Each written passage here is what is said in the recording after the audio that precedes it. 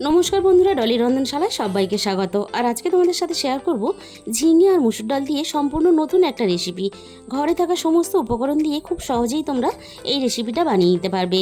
তাহলে আজকের রেসিপিটা শেষ পর্যন্ত দেখার জন্য তোমাদের কাছে আমার অনুরোধ রইল।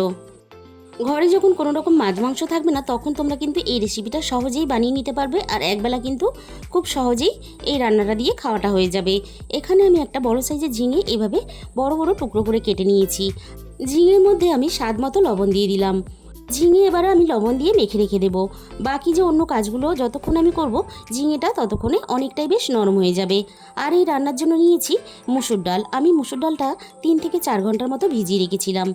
আর আমাদের সবার বাড়িতেই কম বেশি মুসুর ডাল তো খাওয়াই হয়, তাই ঘরে কিন্তু আমাদের সবাইরই কম বেশি মুসুর ডাল থাকে। তাই এই মুসুর ডাল দিয়ে এই রেসিপিটা খুব সহজেই তোমরা বানিয়ে নিতে পারবে। মুসুর ডালগুলো আমি মিক্সিতে দিয়ে জল ছাড়া আমি দেখো খুব ভালোভাবে একটা পেস্ট বানিয়ে আমি একটা বাটির মধ্যে ঢেলে নিয়েছি। এবার আমি এই ডালের মধ্যে দিয়ে দিলাম স্বাদ মতো লবণ। আর এই ডালের মধ্যে দিয়ে দেব অল্প একটু ঝাল লঙ্কার গুঁড়ো। আর আমি এই ডালের মধ্যে দিয়ে দেব অল্প একটু হলুদ গুঁড়ো। আর সাথে দিয়ে দেব অল্প একটু কালো জিরে। আর মুসুর ডালের বড়া বানিয়ে তো আমরা অনেক রকম রান্নাতেই দিয়ে থাকি, আর খেতেও বেশ ভালো লাগে। তাই তোমাদের সঙ্গে আজকে মুসুর ডাল দিয়ে সম্পূর্ণ একটা নতুন রেসিপি শেয়ার করলাম। মুসুর ডালটা আমি সব কিছুর সাথে খুব ভালোভাবে ফেটিয়ে নিলাম। এবারে আমি কড়াইয়ের মধ্যে প্রয়োজন মতো সর্ষের তেল দিয়ে দিলাম। তেলটা আমি খুব ভালোভাবে গরম করে নিয়ে কড়াইয়ের চারিদিকে এভাবে একটু লাগিয়ে দিলাম। এবারে আমি মুসুর ডালের মধ্যে একটা একটা করে ঝিঙের টুকরো নিয়ে এভাবে সুন্দর করে কোট করে নেব। ঝিঙেটা আমি ডালের মধ্যে কোট করে নিয়ে এবার আমি গরম তেলের মধ্যে দিয়ে ভেজে নেব। একটু বুদ্ধি করে যদি আমরা এই রেসিপিটা বানিয়ে নিই, তাহলে কিন্তু মাছ মাংস ছাড়াই দুপুরের ভাতটা বেশ তৃপ্তি করে খাওয়া হয়ে যাবে। আর যতগুলো বড়া তেলের মধ্যে একসাথে দেওয়া সম্ভব ততগুলোই কিন্তু আমি এখানে দিয়ে দিলাম। মাঝানি আছে একটা সাইড খুব ভালোভাবে আমি হতে দেব। বড়াগুলোর একটা সাইড খুব ভালোভাবে হয়ে গেছে, আর একটা সাইড একইভাবে আমি উল্টে পাল্টে লালচে করে ভেজে নেব। আর তোমরা যদি কেউ একেবারে নিরামিষ বানাতে চাও, তাহলে কিন্তু এই মুসুর ডালের পরিবর্তে মুগ ডাল বা মটর ডাল ব্যবহার করতে পারো। একটা সাইড খুব ভালোভাবে হয়ে যাওয়ার পরে অপর সাইডটাও আমি একইভাবে লাল লাল করে ভেজে নিয়েছি। এবার আমি সমস্ত বড়াগুলো একে একে তেলে থেকে ছেঁকে তুলে নেব। আর এইগুলো ভাজতেও কিন্তু খুব বেশি তেলেরও প্রয়োজন হয় না। আর বাকি বড়াগুলো ওই একই তেলের মধ্যে দিয়ে আমি ভেজে নেব। আর যেভাবে প্রচণ্ড পরিমাণ গরম পড়েছে, আর এই গরমের জন্য এইটা কিন্তু একটা উপযুক্ত রেসিপি। বাকি ঝিঙের বড়াগুলো ঠিক একইভাবে আমি উল্টে পাল্টে লাল লাল করে ভেজে নিলাম। এবারে আমি সমস্ত বড়াগুলো তেলে থেকে ছেঁকে তুলে নিলাম। আর বাকি রান্নার জন্য আমি কিন্তু খুব বেশি পরিমাণ তেল ব্যবহার করব না। ওই একই তেলের মধ্যে আরও 1 চামচ পরিমাণ সর্ষের তেল দিয়ে দিলাম। তেলটা খুব ভালোভাবে গরম করে নিয়ে আমি ফোড়নে দিয়ে দিলাম অল্প একটু 5 ফোড়ন।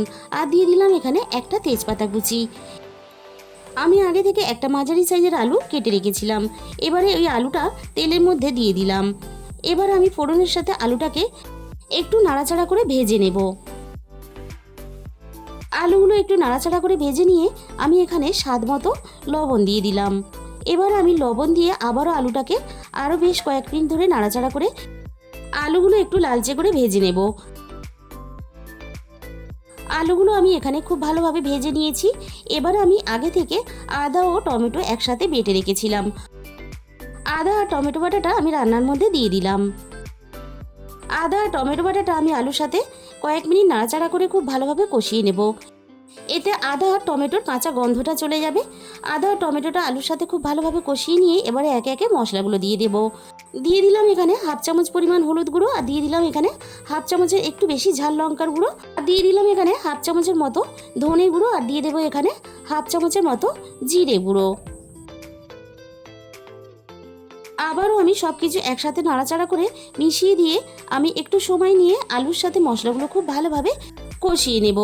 আমি এখানে আলুর সাথে মশলাগুলো খুব ভালোভাবে কষিয়ে নিয়েছি। এবার আমি এখানে প্রয়োজন মতো জল দিয়ে দিলাম।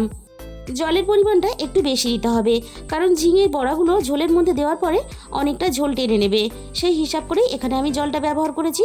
সব কিছু একসাথে নাড়াচাড়া করে খুব ভালোভাবে মিশিয়ে দিয়ে আমি আরও একটু জলের প্রয়োজন মনে হয়েছে, তাই আরও একটু জল দিয়ে দিলাম।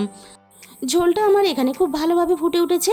এবার আমি দেখে নেব আলুগুলো খুব ভালোভাবে সিদ্ধ হয়েছে কি না। আলুগুলো এখানে খুব ভালোভাবে সিদ্ধ হয়ে যাওয়ার পরে একে একে আমি ঝিঙের বড়াগুলো ঝোলের মধ্যে দিয়ে দেব। আর এই রেসিপিটা অবশ্যই একদিন তোমরা ট্রাই করে দেখো, আশা করি তোমাদেরও বেশ ভালো লাগবে। আমি এবার ঝিঙের বড়াগুলো ঝোলের সাথে মিশিয়ে দিয়ে মিনিট 2-এর মতো রান্না করে নেব। খুব বেশিক্ষণ রান্না করবে না, তাহলে কিন্তু ঝিঙের বড়াগুলো অনেকটা গলে যাবে।